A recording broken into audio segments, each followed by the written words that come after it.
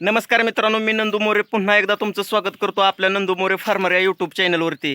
तर आजच्या व्हिडिओचा मुद्दा असा आहे की आपल्या पण गाईला एक खोंड झालं होतं आणि ते खोंड प्युअर झालेलं होतं, प्युअर HF जातीचं होतं.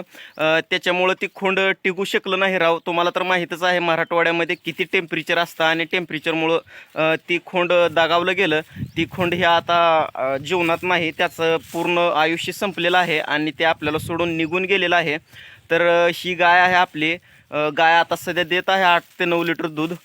मस्त गाय आहे राव. पण दुर्दैवाचा विचार केला तर आपल्याला ती खोंड सोडून निघून गेलं, ह्याचंच खूप वाईट वाटत आहे.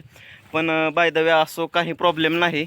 नेक्स्ट टाईम आपण चांगला सांभाळ करण्याचा प्रयत्न करू. उन्हाच्या टेम्परेचरमुळं ते खोंड आपल्याला सोडून निघून गेलेलं होतं. त्यात काय आपण करू पण शकत नव्हतो. कारण पूर्ण HF जातीचं जे जनावर आहे ना, आमच्या मराठवाड्यात थोडं टिकत नाही टेम्परेचरमुळं. आणि ही आपली म्हैस आहे इकडं. म्हशीची पण क्वालिटी मस्त आहे राव. आणि म्हशीचं रेडी जी आहे ना, ती पंढरपुरी गवळावर रेडी असल्यामुळं तिला काय झालेलं नाही, ती व्यवस्थित आहे आता.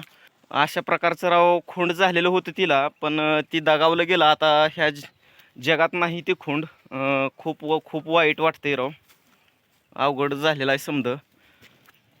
आपण जनावराचा चांगला सांभाळ करतो, पण करता करविता शेवटी परमेश्वर म्हणल्यानंतर. आणि हे आपला काळा बैल आहे एक. बैल पण खूपच छान आहे राव. ह्याच बैलाला 1.5 लाख रुपयाला मागणी केली होती, पण आपण ही बैल विकलेला नाही. बघू शकता तुम्ही. पळ्या.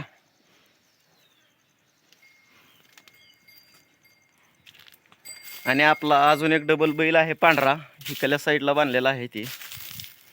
हा पण मस्त आहे. ही फक्त आता व्हिडिओ करताना मारते बरं का.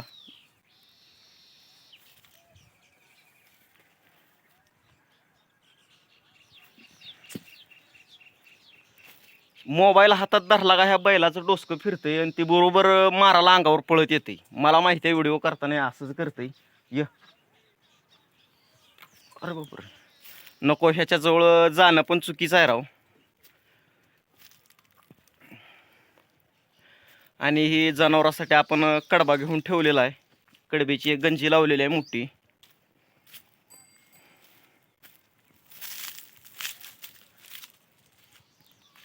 तर चला मित्रांनो, व्हिडिओ जर आवडला असेल तर एकदा सबस्क्राईब करायला विसरू नका आणि बेल आयकॉनवरती प्रेस करून लाईक नक्की करा.